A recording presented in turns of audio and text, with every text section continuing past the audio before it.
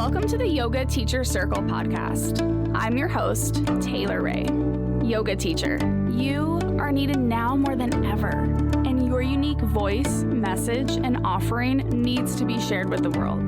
In this podcast, we'll talk about all things related to teaching yoga to help you thrive doing what you love most, teaching yoga. So let's dive in.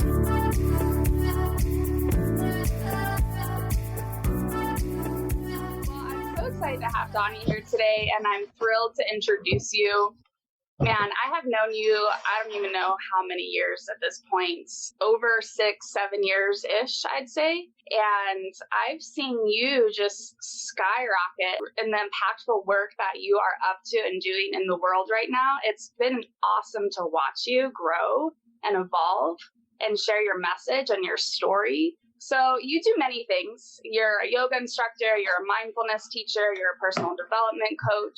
And the reason that I brought you on today is to kind of dive into the more specific conversation of addiction, recovery, and using yoga and mindfulness for sobriety. I know that we're going to dive right into your personal story in a minute here, but that's the other thing I actually remember is when we first met, I found out a little bit later that you were also sober. And I just remember having this like immediate sense of connection to you and respect for you, just because we both understand like the challenging journey that you go through from addiction into recovery into sobriety, even though it's the most beautiful thing as well, but it's also very challenging. I am so glad to have you here, and let's just dive right into you and your story. Let's start with your story of your own personal addiction and moving into recovery and sobriety. Sounds good. Again, thank you. Thank you for having me. So I grew up here in Phoenix, Arizona. Grew up my whole life playing sports, specifically baseball. I played baseball all the way up until my senior year at Arizona State. 15 games into my senior year, I had what was my 5th knee operation, and that particular surgery was a massive surgery. It was a cadaver transplant of my meniscus. I was the first person in Arizona to ever have this particular surgery. The doctor at the time, who was the head orthopedic surgeon for Arizona State, sold the procedure onto me very well. And, he said, this is the first time I've ever done it, but it's been done 6 or 7 times across the U.S. and it's been successful. And, if all goes well, it'll be like having a new knee and you could potentially even be playing baseball again. So I put my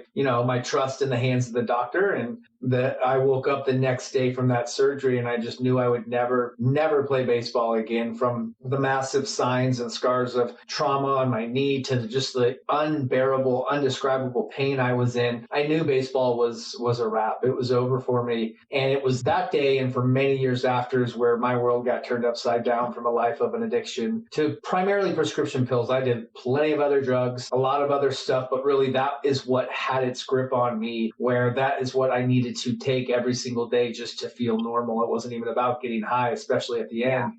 Yeah, to get into the details of how bad it got for me, I overdosed in Rocky Point, Mexico once. I remember my brother-in-law and my brother had to come pick me up in an emergency room in the middle of the night in Mexico and drove me home. And I woke up the next day and wasn't convinced I had a problem. And they wanted me to go to treatment. And I was like, in my mind, I'm not stopping my life for 30 days and going to rehab. Are you kidding me? Yeah. Like I had anything else going on. But in my mind, I was like, no way. So I'll just go to some meetings around the corner to keep my parents off my back. And I would go into these meetings. My mindset was, I go to these meetings for motivation because I'm never going to end up like these people. Like I was better than them or something. It was so twisted the way I was thinking. And that was my motivation. I'll never end up like these miserable people. Yeah. Never heard a thing as far as the message of sobriety and recovery and freedom and hope and service. Nothing. So can I ask you, how long ago was the surgery itself? That was in the year 2000. Okay, wow. Yeah, so that's a long time ago at this point. Okay, so then yeah. At what point did you start going to meetings? And when you were going to the meetings, were you still using? Yeah. Oh, yeah. No, I was going to the meetings. Maybe I would have a day or two here, but I was not ready. Yeah. I wasn't ready to surrender. The first treatment center I ended up going to when I finally surrendered was like a Christian-based treatment center in the middle of Tennessee. One of my brother-in-laws found it online, and it was pretty cheap and economic for me to go and affordable, so I went. And it was good. It laid a foundation. It gave me some time underneath my belt, but theirs was more like Christ-centered, and it was less 12-step based, less about community and service. It was, but it was specific to a demographic. Yeah. And it was a gift. It gave me a little bit of a taste, but it wasn't going to work for me. So, 6 months later, I was back out using again. I did a geographic change, moved to Cincinnati, Ohio. My mom's side of the family lives there, thinking it would be a fresh start. And I was right back in it in no time. Yeah. My life was just getting very bad in Cincinnati. My dad came and picked me up, drove me back to Phoenix. And I was just like, at this point, I was ready to surrender. And I remember I ended up going to Calvary in Phoenix. And I remember laying in treatment that first day and saying, God, please just tell me what I need to do to get it right this time. I'll do anything. I laid around and I was listening for a sign. And every night at 7 p.m., 2 people would come in and host a meeting. The first night it was a PA meeting. They said things. These 2 guys came in and said things like go to meetings, get a sponsor, work the steps with that sponsor, get a service commitment, just be willing. And I heard it all. I heard it all after that was day 1, and I knew what I needed to do. I could have left that day and probably stayed sober for a little while at least. Yeah. But there was plenty more work I had to do with therapy and just being in a safe space for enough time to get a foundation. But I knew I heard it. I asked God, and I heard it through the mouths of 2 men in the program, which is where I see or hear or feel God the most today is through the mouths of other people and the energy that they bring. Yeah, that's really beautiful. Yeah, so I just left treatment and rocked it out for about 3 years. I was playing in a sober softball game and I hurt my knee. But like 2 months leading up to that, I kind of got complacent, stopped doing the deal, stopped going to meetings, all the things you hear. Yeah. Had to have this surgery. I didn't have a plan. I didn't form a team. It was like, I got this. I was like already making my decision to kind of relapse, which I didn't know. But I had this minor surgery, like nothing compared to these other surgeries I had. And I woke up from the surgery. I loved the way that I felt. And 6 days later, I was back in the doctor's office lying about the level of pain. And then I was right back taking pills again. So that was like a 6-month slip. I physically could not stop on my own. So I knew if I just go to like a 5-day detox, go somewhere for 5 days and then really get it this time. And that's what I did. And I have over 7 years of sobriety again. Congrats. From that's that. Incredible. Yeah. Really, really awesome. Yeah, thank you. The relapse is the most important part of the story because it's at the time building up that time and having 3 years and then almost 3.5 and then losing all that time that buried me a little bit for a while in guilt and shame. But today it's the best thing that ever happened to me because it's a reminder that the work never stops. Yeah. Wow. Yeah, that's so powerful. And I know the guilt and shame that comes with the relapse because I had that experience myself after 10 months sobriety and I relapsed and was in like a 5-month relapse, so I know that feeling and imagining 3 years, into it and going back out, I can only imagine how hard that would be, but also you're here now. It's part of your story. Like you needed it to be here now doing what you're doing. I remember my rock bottom moment so clear in my relapse. That was the moment that pivoted me into like, no, this has to be it. This is my time to really do this. And that was it. So do you have a rock bottom moment that you had to experience to actually commit to your sobriety? Yeah, I think it was when I was living in Cincinnati and I had tried all these other ways and like the people that I was hanging out with, like in inner city Cincinnati and just like drug dealers and people that like typically normally I would not be hanging out with, but they were the ones that had access to the things that I wanted. Pills, I could get them from any doctor, but a month's prescription would last 5 days. And so at some point I would have to have other ways to figure out how to really feel normal. Yeah, just some terrible decisions. I had kind of the neighborhood where I was hanging out with. I had a guy that attempted to like steal my car and pulled a gun out on me. And like, that was kind of like it for me and just scared out of my mind from it. And the decisions that I was making, I had a brother that lived in Cincinnati with me, thank God, who's also sober today. Wow. That was there to really like pull me out of it and keep me in a safe space so my dad could come and bring me back to Phoenix. So yeah, it was just really terrible decision after terrible decision. selfishness, like putting so like my mom and my dad through so much worry and pain. It just got so tiring. And, at the very end, I just, every day I would wake up not thinking about taking a shower or exercising or even going to use the bathroom. It was like, wake up. I would be anxious, riddled in fear and anxiety. I would pop my pills on an empty stomach because they'd kick in like 15 minutes when I had no food in my stomach. And then I'd get that just like calm relief. And then I could go about my day for about an hour. And then the cycle would start to come again because the pills would wear off. And that got so exhausting at the end. Yeah. I get it. I totally get it. Did your friends and family know that you were in a relapse, or did you hide that? Oh, the relapse. Yeah, no, they knew right away. I mean, I smoked a lot of pot, and like the second I would smoke, like my eyes would get totally trashed. Yeah. So a lot of times I think like even my mom, if I was just high on weed, she would think it's something way worse because honestly, people still ask me when I'm completely sober if I'm stoned. So I don't know if it's my eyes or what. They get really lazy or get really glossy, but there was no hiding it. And so that's kind of what I did in the slip, in the relapse. It was like, oh, I can just smoke weed. Medical marijuana was just happening. And so I was like justifying it. Like, I've got a really messed up knee, but I don't even take Advil for it. And yoga is a big piece of why I found so much reprieve from the physical pain. But that was like me justifying it. So I'd go to these dispensaries or these like places you could go and buy and hang out in there and smoke weed. And I was like, this is the coolest thing. But then I'm right there hanging out with those same people and then end up getting different drugs and pills from these people who are apparently in there to treat their medicinal marijuana treatment, right? Which is, that's a whole other thing. But so yeah, they totally knew, like right away they knew. Yeah, got it. Yeah, I was in mine. I was able to hide my relapse from everyone for most of it until it became obvious to my mother. But coming back to the guilt and shame for a minute, once you did get sober the final time, how long did it take for you to start to actually share your story with addiction and sobriety outside of your community of AA or therapy or treatment? How long did it take for you to feel like empowered to actually share your message? Yeah, I think it was probably, when I got my teacher training yoga certification, I was actually at the end of that. I was actually in the part of the relapse where it was just like a lot of weed. Okay. But then, so it was probably another 2 years of teaching after that. Yeah.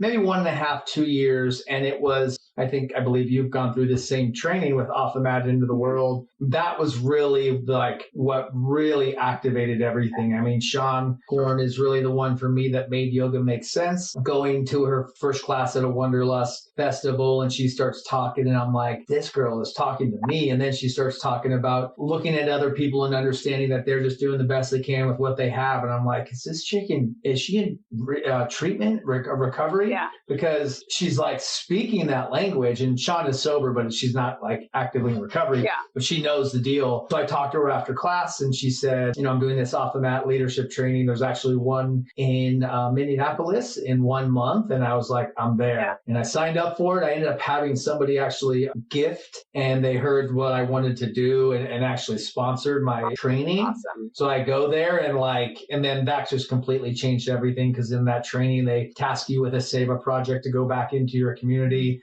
and start a service project. And I started Sunday Yoga Service, which was a monthly yoga event that we had around at some of the hotels here. In that first one, the very first one we did, I shared my story. I shared a little bit about why it was important for me to share it. And then from that day, everything completely changed. Everything I was maybe worried about as a newer yoga teacher and getting a following and having people like me. And I am so much better at this today, but I really, really used to care a lot about what people thought of me. And so I didn't want to be completely seen. And little did I know that like my past is actually today it's my best asset. And the moment I was able to share that, I was like, people could relate. It wasn't like, oh, baseball player, now yoga teacher. No, there was some stuff that went down all between that. And it was all self-inflicted, rooted in addiction. And man, the moment I shared that, it was like I found my voice, I found my purpose, I became relatable. People started reaching out to me and saying, what you said helped me. And I was like, wow, all those dumb decisions, everything I ever did, it can actually help people today. And that moment and that training completely changed my whole career. Yeah. And there's no way I would be where I am today if I wouldn't have shared that. I would probably just be another male yoga teacher, like maybe trying to start a life coaching program, but like the sobriety thing has given me an identity, and I love it because selfishly, it gives me a whole nother layer of accountability. If I go out and use, I'm kind of gonna lose some street cred in the sober world and lose my purpose. Yeah. And so I love that I have that layer of accountability. And I do feel like being sober is like this cheat code. I should say being sober, but also having a mindfulness practice, a consistent yoga and meditation, because that to me is like recovery 2.0. Yeah. I love that. It's so powerful once we find our voice with our own story and sharing our message in a really vulnerable, authentic way. I remember holding back my story for at least 3-4 years. I was terrified of telling the truth. And I had the same experience as you. Once I started to share my message and my story, what I've been through, the response was like, it blew me away. And I didn't realize that it could go that direction. And then ever since, it's just been it's very similar as you. So let's back up a minute. At what point in your sobriety did you start using yoga and meditation and mindfulness and then transition to like, I want to become a teacher actually? So at my rock bottom, my mom was practicing yoga. I always say before yoga was cool, but I don't even know if that's cool to say. But it was like she was doing it a while back and practicing. And she would always tell me, like when I was really struggling physically, but also spiritually, and just she knew I was really in a tough place. You should go to yoga, Donny. You should come with me. And I would say, yoga's for girls and hippies. I'm not doing that crap. Like that's where, that's kind of the mindset I had, along with just no open-mindedness at all. And then I finally went with her once to like a 24-hour fitness or a Bally's or something, like a gym yoga class. And I knew I would be doing yoga the rest of my life from the one class that I did, only from the physical. Because I was favoring my left leg for almost 15 years. So my right hip, low back, everything was out of whack. And these stretches and just being able to get into that practice, I knew it just from a physical standpoint. But today I always say, little did I know what it would do for the mind and the soul. I wanted more. I knew I was going to do it the rest of my life. So I wanted to go to teacher training. And it wasn't really necessarily in the beginning to teach. But like a week into teacher training, I was like, oh, I got to share this. I want to teach. I want to quit my job and just be a full-time teacher. And I did that right after teacher training. And then I got a rude awakening, like, oh, this actually isn't going to work like that, right? And some of it was like thinking that every yoga studio and every yoga studio manager, and they're all going to be these like amazing, happy, free spirits, and then seeing kind of the business side of it and some of the cattiness and some of the just kind of craziness, on top of not being able to just quit my job and go make $25, an hour teaching 2 classes a day. And I just couldn't get all these classes right away. So I went back to work, and I slowly, within like 2 years, progressed out of and back into full-time teaching. So I was like 40 hours a week working three classes. Then I got like 6 classes and worked 40 hours, but took a remote job where I was working 3 days in the office, 2 days out, all the way to the point where I was a 20-hour-a-week contract recruiter and teaching like 15 classes. Finally, to the point where I could completely let it go. So when I look back, it was like this nice, slow progression, how it was supposed to be, not the way I wanted it to be, but it was perfect looking back on it. Yeah, I love that you brought that up too, since this conversation and podcast is for yoga teachers. Since you brought that up, let's talk about that for a minute. I certify and host teacher trainings, and I see that happen all the time with teachers. It's like this big idea of, okay, I'm just going to be able to become full-time right away. And it takes a lot of work. It's hard to even find teaching jobs at studios at times for $25 to $30 an hour for class. I love that you shared the realness of your transition. Yeah, you still had a job, but you worked towards your goal and you were able to let it go because you were patient. And I see that a lot of teachers aren't patient and they might give up before they get there. And it makes me sad to see that because so many teachers have such a beautiful message and voice and offering, so it really does take time. Hey, yoga teacher. So we all know it's been a really chaotic, crazy, and challenging time for everyone. And the world needs you now more than ever. I'd love for you to join me in my upcoming online trauma-informed yoga teacher training, September 26th and 27th. I believe every yoga teacher should have an understanding of trauma and how it impacts the mind and body. Every single person has experienced some form of trauma in their life, which means your students show up to yoga knowingly or unknowingly with trauma, PTSD, and chronic stress. Understanding how to teach yoga with a trauma-informed lens can only help you better serve your students, your clients, and your community. This training is held online, which means you can join in from anywhere in the world from the comfort of your own home. Register and secure your spot on my website at taylorrayyoga.com. Now, back to the episode. I was going to ask you this question towards the end, but since we're talking about this now and then we'll come back, I've really seen you take your business from in-person to online, especially since coronavirus hit. I'd love to hear, I know we could have the entire hour to be on this topic, but I'd love to hear like one of your biggest tips on how you've really grown your online business and presence that you feel like teachers can implement. When coronavirus hit, I had received information from people in the medical field that I trust that didn't ever sweat anything. Like none of these other SARS and all these other things that have come before, never a big deal. And this was the one time they were really saying this was a big deal. And I was still teaching classes, and I just finally told the studio and actually posted something about it that I'm not going to be teaching. I actually haven't taught since then in a studio. So I knew there was certain information I knew and I didn't feel great. And it really just came back to my whys, which was like my parents who both live here, who now they're divorced and they live alone. You know, like even with my dad, and he lives for his family, and he lives for sports, and now he's taken all of that away. So if I didn't feel right going into these yoga studios and teaching and then being around them too, so something had to give, and it was going into the public classes. So right away, and this is the gift of recovery and what a lot of yoga principles have taught me, just the idea of service and being able to, the way I can stay out of my own way. And it's almost autopilot now where coronavirus hits, and then I just I think I recorded 10 free audio meditations for tough times, and then started a meditation challenge. So I started a meditation challenge for the first month in coronavirus, and then did it for a second month. I recorded every single one of those, because if you do it live, you just hit save. And so I had all this content, and I started recording yoga videos. And the first few, just doing them for free, putting them onto YouTube. And then eventually, even the classes I was teaching for studios, I would put my phone, if that was Zoom, I would put a phone behind the computer. Yeah. So I was recording those. So I probably taught 50, 60 classes in those 2 months for a couple of the studios. Yeah. So I just filmed all those and had all that content. Awesome.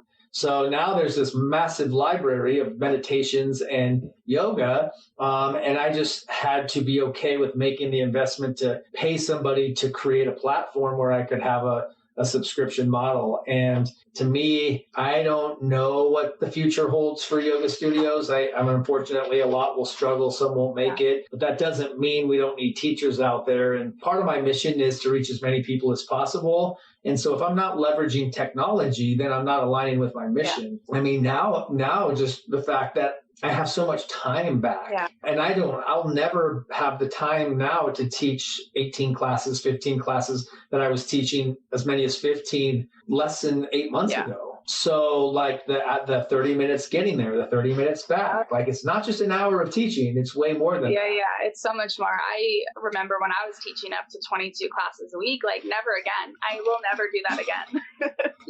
So did you have an idea even before this that you wanted to take your business online, or did this kind of skyrocket you in that direction?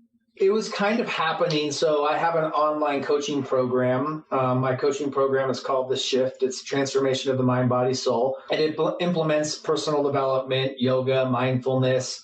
I had created a couple, and then The Shift to Sobriety is another one that's specifically geared towards sobriety and recovery. Some of it is the similar content, if not the same content. It's just packaged for a different audience. But some of this stuff is some of the most powerful personal development exercises I've gone through. Being a Lululemon ambassador for the last 5 years, so much personal development, so many amazing exercises that I've done with them that I just use on my clients now because they had that much of an impact. So I had some in place, and this really just activated everything. It really helped me just giving away a lot of the free content initially. And I think I doubled my email list, which wasn't big to begin with. And that was the stuff I was dragging my feet on. And doubled it just by the meditation challenge alone and being able to grow my audience that way. Yeah, that's awesome. To put it into like bullet points, giving away free content, and then not being afraid to invest to help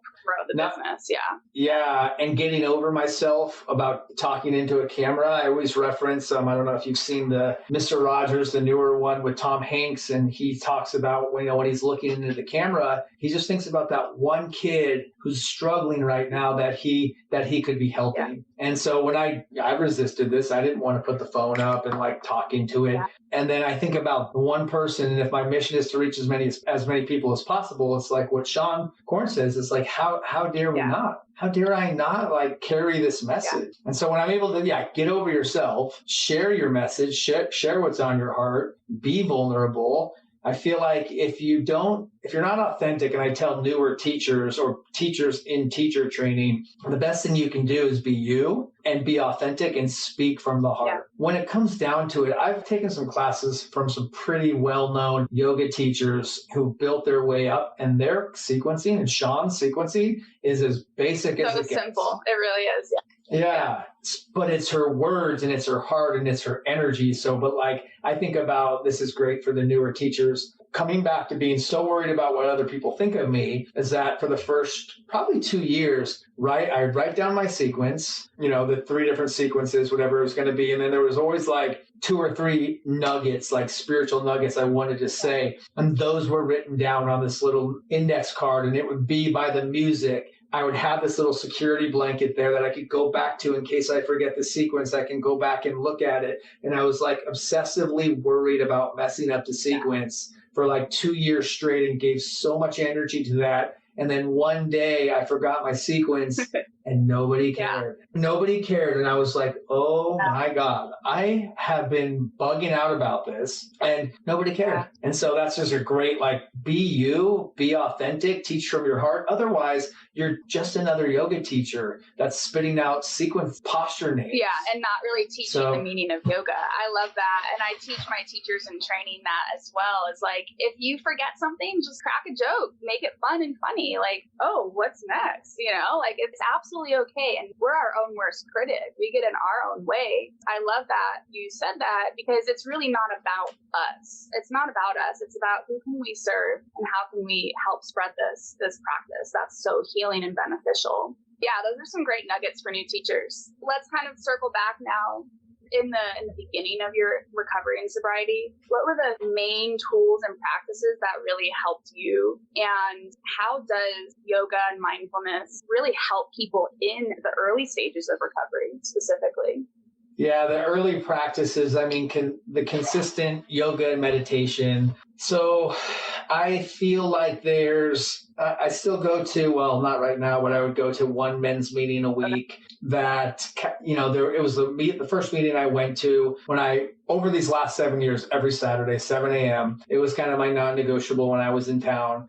But I couldn't help notice in a lot of the men with many years, 20 plus years of sobriety, and hearing some of the things that they were saying. And I was like, how, with that much time, is that crap coming out of your mouth? Like, there's newcomers, there's people here. Like, how is that even happening? And maybe there's a little judgment there, but I believe in the mind-body connection, which I'm sure if anybody's listening on your platform, they do too. But that our issues are in our tissues. And 12 steps is unbelievable. There's so much freedom, so many tools. It's a design for living that works. And people that aren't even addicts or alcoholics could really benefit off of it. But there's nothing in there from a mind, a body. So we share our deepest, darkest secrets. We ask for forgiveness and make our amends. But on an energetic level, the trauma, the guilt, the shame, it's in your body. And my belief is that the only way we're going to be able to get through it is to go through it and move that stuck energy. And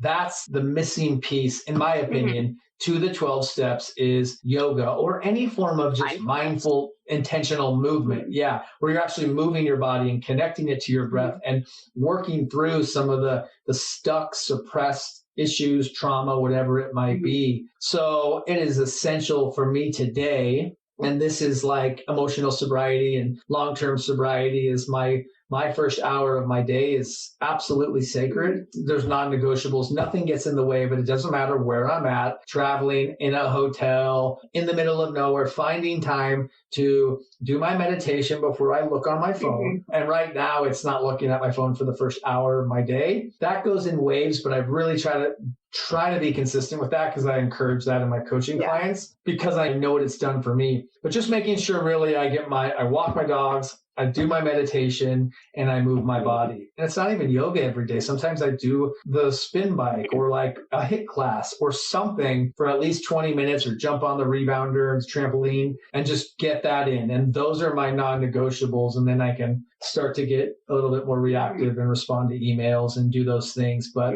that has been life-changing for me, winning the morning. I cannot stress that enough. The worst thing we can do for ourselves is wake up and grab our phones and start looking at emails, text, social media. And I used to do that, so I know, but I know the transformation and how it's changed my life. But every so often there'll be a day where something happens or I just say F it and then I'm a mess that day. So I know what's at stake if I don't do that.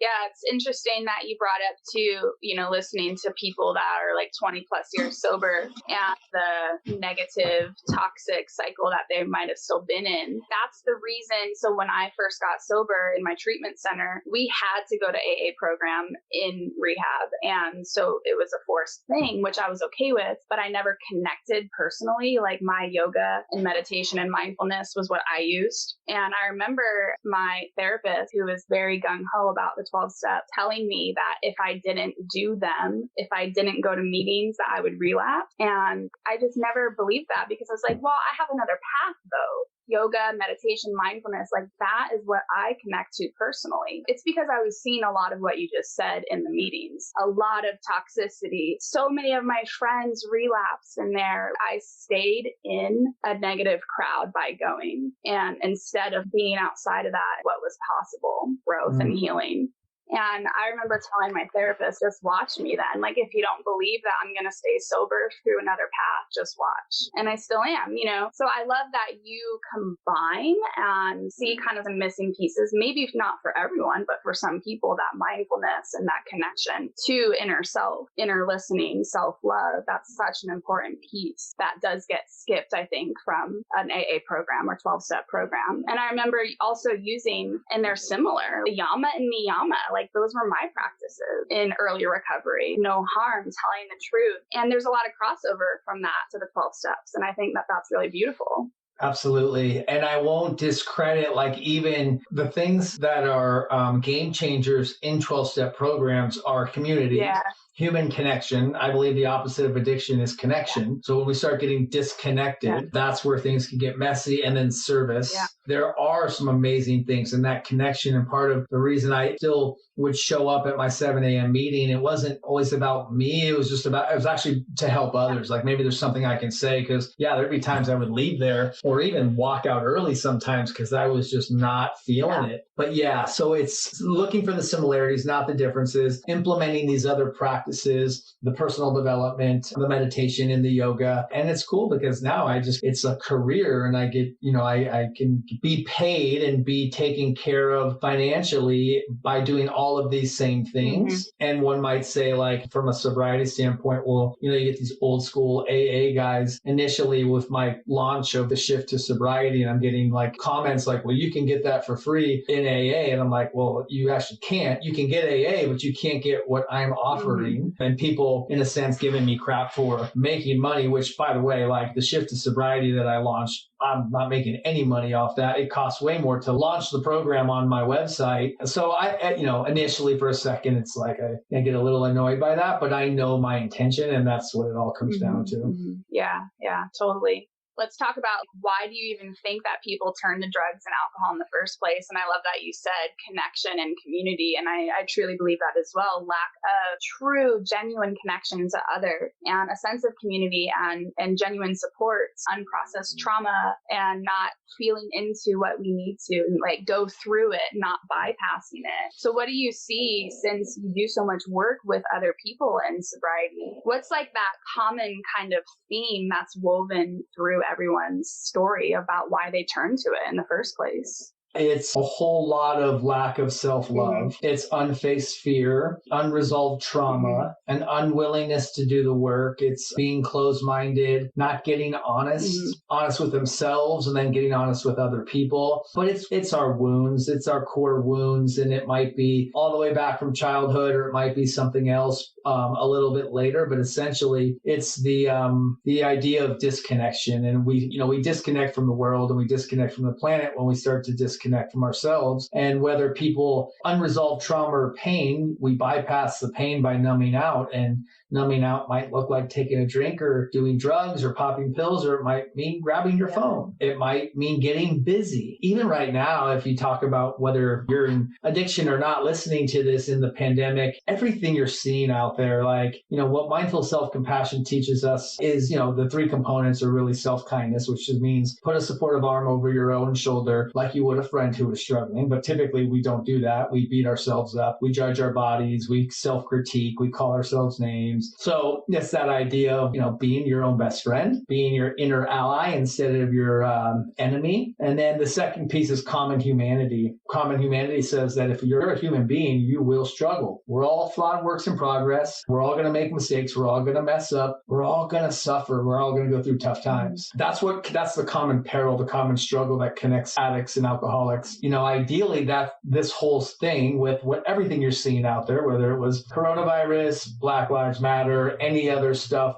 political stuff, the struggle should be connecting us all, but it's disconnecting. And I believe it's unfaced fear and unfaced trauma, and a whole hell of a lot of coming out in the form of projection and other stuff. So, and essentially should be connecting us all, but obviously we're seeing a lot of disconnect. And then the last piece is mindfulness, which, says stay with the pain, stay with the challenge, stay with the unwanted emotion long enough to actually work through it, right? Stay with it, sit in it. And also, but don't hold on to it so long that you become over-identified and it becomes your story, the victimization or over-catastrophizing. So it's that sweet balance, but the self-love is a huge piece of it. And I just feel like when we don't love ourselves, right, we will seek for it outside of ourselves. And whether that again is drugs, alcohol, or somebody else, or the big car, or the job, like we're trying to fill a void we can't fill ourselves. And so, a lot of it comes back to just self-love and really loving ourselves first. I mean, I laugh because I lead a retreat and I'm wearing a shirt. I make these shirts that say love yourself first. And this is not how I was brought up. I was brought up to push through the pain, never let them see you sweat, like no pain, no gain. And now I'm talking about loving yourself. And because I work with like professional athletes and we're talking about loving yourself. Like literally it was one of my main guys I work with, and quote in Sports Illustrated, which blows my mind. And you got this guy's guy that also didn't grew up in the inner city, grew up with way more trauma than I did. And this is what we're talking about now, like changing the conversation on a stage with the masculine of all masculine NFL football players. And that's powerful. That's amazing to me. And it's great to just see somebody like that use the platform on a way bigger scale and talk about these things. I mean, that is what really lights me up. Oh, I love that. Yeah, because this conversation really does need to be normalized, especially from people from the outside. It might be shocking, but that person connects to so many other people, and people listening and watching can relate and say, oh my gosh, me too. Wow, that person's going through what I'm going through, or they got through it. Yeah, that's really powerful. So when you have someone who is sober, but they're new to yoga and mindfulness, and they're curious about it, like, well, how can this help me in my path of sobriety? What kinds of tools and practices do you share with them, and what do you tell them about how it can help them? Yeah, with meditation, typically the first thing anybody that doesn't practice will say to me if they find out I teach meditation is that they say, I can't meditate. My mind never stops thinking. And I say, nobody's does. And so we keep it simple and we give your mind something to focus on, whether it's your breath, the candle, a word, a mantra, but like keeping it super simple and really stressing that it's so much more about consistency. Like you're better off meditating 3 minutes a day for 7 days a week than 10 minutes twice a week. It's all about the consistency and it's not about not thinking. That's kind of a benefit and byproduct. Because if we go into meditation and we think, I'm going to try not to think, you're just going to think more. And so again, it's even with maybe athletes or just really anybody, if you can think about like when your mind leaves, simply come back. Simply use your breath and just keep coming back. And when you come back, that's not a bad thing. Like, oh God, there goes my monkey mind again. It's a good thing. That's awareness that you notice you've left and you come back. And it's like doing a rep with a free weight. Every time you notice and come back, your mind is getting stronger. So make that your practice. And then introducing like super simple breath techniques, which turn in for some people that is their meditation. Box breath, 4-count inhale, hold, 4-count exhale, hold, or just counting breath. The breath that I use a lot is just super simple, slow inhale and like you're blowing out a candle or exhaling through a straw. Like that's what I find myself doing when I'm sitting in traffic and late somewhere or getting stressed. That's the go-to for me. So keeping it super simple, making it feel attainable so they don't get discouraged and then give up on it. And really just encouraging them. It's like brushing your teeth. You can't see that it's working. You just have to trust that it's working. And I think about it even with growing up and not having these tools of meditation. I think it's Gandhi or the Dalai Lama talks about if every kid meditated since they were in elementary school, like we would have peace in the world. We wouldn't have what I'm paraphrasing it, but like I would have done anything to have been taught this, to know that we are not our thoughts. And so just the simple practice of letting go of thoughts, what that does for us, even if we're in meditation and we're thinking about what's for lunch, that might not be a negative thought, but it's still a thought that's pulling us out of our bodies. We let it go and come back. So that when we are going about our day and we have some negative thoughts about I'm not good enough, I'm not pretty enough, it's the same practice. We let go of the thought and we come back. So simplifying the meditation practice using apps like Headspace, Aura, Insight Timer, like guided meditations, just opening up the door for people just to start. And then with yoga, same thing. People find out I teach yoga, especially men that don't practice. I can't teach yoga or I can't practice. I can't even touch my toes or I'm not flexible. So it's really just simplifying it and making it accessible. Yeah, I love that. Adding little bits that are like that you can help someone be successful in daily versus creating something too big and massive where it's hard to fit into your time or your day or you get overwhelmed and then you stop and you quit. That's really great. Yeah, that's really good.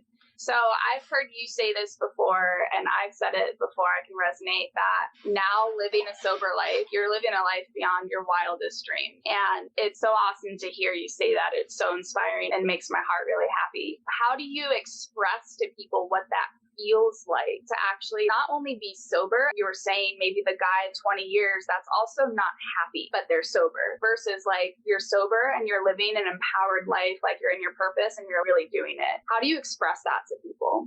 I think for me, it's all about action. And I love the quote. I don't know whose it is, but I know it's that whole idea of, lead by example, not by opinion. And I mean, my God, I think we've all seen one too many opinions, especially these last 6 months or so. And so to be the change, my coaching program is called The Shift, right? And it's all about transformation, being a stand for transformation. The change happens from the inside out. Whatever you're wanting, go do it. It's karma. It can't be denied. You get what you give. So I've already forgot your initial question, so I don't want to get too off track. What was the initial question to that? About and also maybe thinking about the person that is not even sober yet, or they're sober curious about they're thinking about it and they may want to, or they know they want to, but they just haven't made that step. If you're talking to them and you're trying to express, man, my life, I could not have imagined I would be here now because I'm sober. Like, how do you express that to someone that is sober curious or sober but still not happy? Yeah, I think it's simply by sharing my story, sharing my experience, strength, and hope. And anything that I say in my life, it's not to impress, but to impress upon what's possible. Like what this program has taught me in yoga is I know nothing. I love the fact that humility is a sign of strength and not weakness. I didn't think that in the past. I always will be learning, always will be growing, because I know that keeps me out of victimization, always evolving, even on my own mess ups, or if somebody's done something messed up to me, that I can learn and then I can grow from it. So a life beyond my wildest dreams just means like, who knew that my messy past would be my message? And who knew that I could help others, and the impact and the broad range of demographics, from a 15-year-old boy to a 76-year-old woman that I have in my coaching program, to a pro athlete, to somebody that has no athletic skills. Like, the teachings are the same. The message is the same. It's all about cultivating more awareness in our life, because awareness is the first step in creating any kind of change. Awareness is what wakes us up out of the trance, which, a lot of people have basically either sleptwalked through their life, or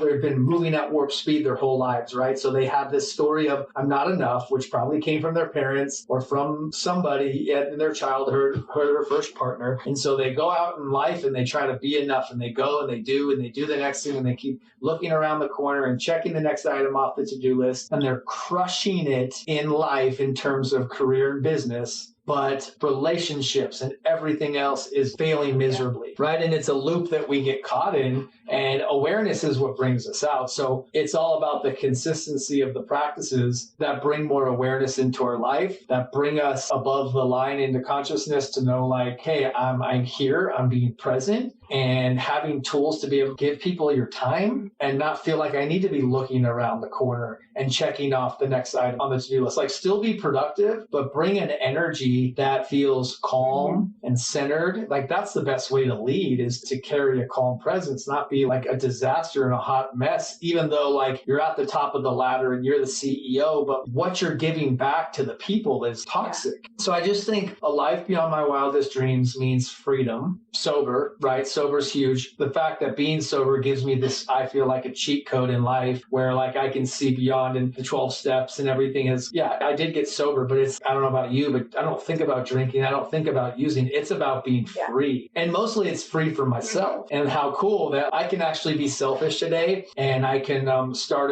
a sober online meeting that I have once a week, which is kind of for me, because then I don't have to leave my house, but other people can come in, right? Or I can, like, the ways that I can be of service, that's selfish, because I know it makes me feel better. But at least the selfish stuff I do today isn't destroying everybody else around me. It's actually helping everybody. That's like the ultimate shift, where I can still be in my fourth step, where it was like selfishness and self-centeredness. And so innately some of that is in me, but it's in a way where I can frame it and actually help others through the process. Yeah. That's awesome. Yeah. I mean, it's through, we're sober, but it's through all of the work. It's all of the work and the peeling back the layers to learn how to love ourselves. And then once we love ourselves, it's like, and it's still work, right? It's everyday work. It doesn't stop. It doesn't end. But once you have that sense of true connection to self, how would you ever want to give that up? So I love that. That's freedom right there. That's really awesome. Yeah. Freedom's been my word for the last couple of years. And that's a big word in sobriety, just in life. When I'm going through the motions, or somebody needs a little help, or somebody's calling that maybe is kind of, I know they're going to be kind of nagging, but they need to talk to somebody. And I can just be like, Donny, how free do you want to be? And that's my pattern interrupt that brings me to my rock bottom. I do want to remember some of that, but I'm not stuck in the shame anymore. It's actually the fire that gets me off my butt when I want to do me and like watch Netflix and not pick up the phone and help somebody. So freedom is just so powerful. And I believe that willingness equals freedom. So if I'm willing to do the work, if I'm willing to help somebody else, if I'm willing to take care of myself and be in the practice, I can be. And a life beyond my wildest dreams is all about freedom. Yeah, that's awesome. That's beautiful. Really, really beautiful. Would you say that is your greatest gift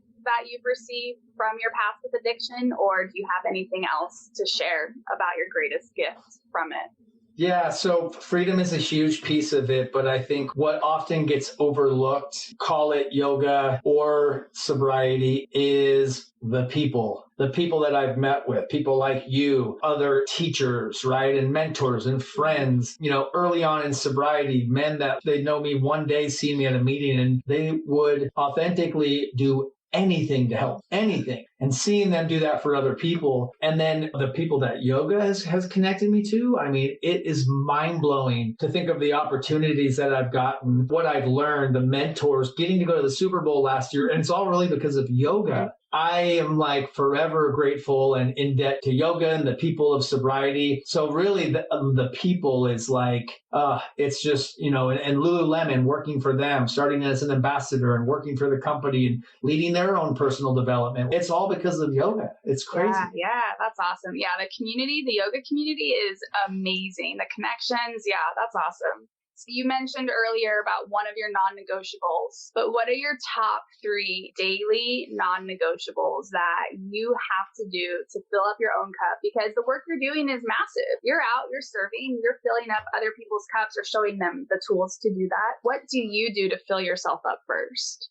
It's, really it's simple. It's meditation. It's movement. It might not be yoga every day. I practice fairly consistently. And when I'm teaching in a studio, I don't do the classes. I walk around. But here on film, when you're doing one at home, you got to do the class. So I get to do my yoga class. So I practice pretty consistently, but it's meditation, it's movement, and then it's just time. I mean, I've got my dog sitting behind me, that making sure, if I think about what makes time stop for me, it's watching them and playing with them. And, those times where like, I don't even notice I have a smile on my face and I'm just fully immersed in that moment. So spending time, I would say, with just grouping my dogs in there with just like family is super grounding for me. And those are the non-negotiables, and those really have to be in place in order for me to really be the best version of myself. But that morning routine that's my big non-negotiable. And if there's anything that I could stress, it's that. I've heard many brain doctors and research, some of the smartest people in the world talking about the best thing we can do is, before our feet hit the ground, write down ideally, or think about 3 things you're grateful for. And at the end of the day, write down 3 good things that happened. So like before you hit the lights, again, you're not looking at your phone, staring at your screen,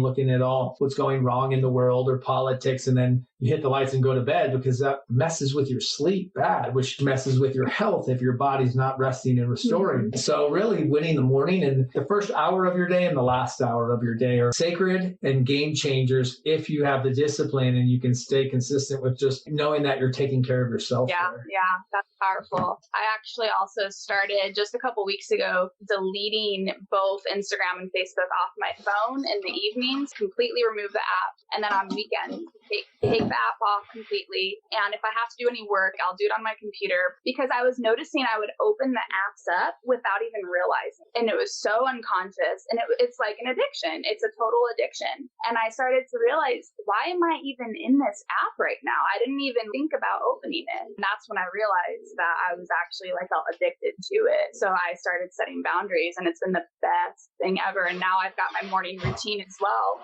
where the app's off my phone. I do my whole meditation, my gratitude. And then when it's time, I'll bring the apps back on. I'll have them there for a certain amount of hours. And that's been really freeing as well. But it's so important.